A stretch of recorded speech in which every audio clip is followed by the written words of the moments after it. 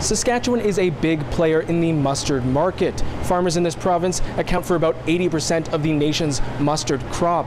Internationally speaking, Canada is actually one of the world's largest producers, and that's why a bad 2021 growing season is having a big impact. So normally we like to have about 500,000 acres of mustard seeded each year in Western Canada. And the last 2 years we were running about 300,000. So we were off the mark a little bit.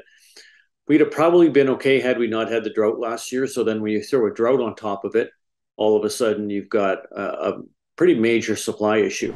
Farmers on the Canadian prairies were forced to feel the heat from last year's drought, hitting them right in the wallet. The yields were cut in less than half.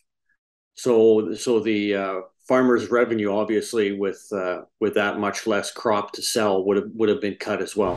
One expert says North American consumers are unlikely to feel the effect of 2021, and he says if they do, it won't be until much later.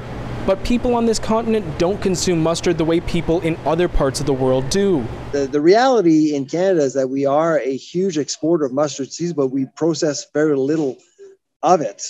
We buy mustard seeds back in a bottle 20 times the price. People in France consume nearly a kilogram of mustard each year. That's per person. That makes them the largest consumers in the world. As a result, people in France have been feeling the effects of the supply crunch for a while now. That said, this year's crop in Saskatchewan and Alberta looks to be in much better shape. However, the world will need to wait until that's harvested to get their fix for the condiment. Alexander Kwan, CBC News, Regina.